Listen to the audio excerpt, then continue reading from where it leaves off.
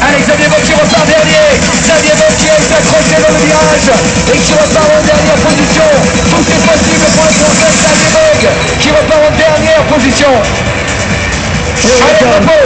To the top of the hill they go. Andrew Short holding on to the number one ride, Rob Vitus. Andrew Short comes back down to the hump with Kyle Riegel from Puerto Rico in the number 2 spot. Ben Townley, the Taupo Tornado runs third and Clement to south. Go on, Clement. In there fourth. Et Roxanne est super passée.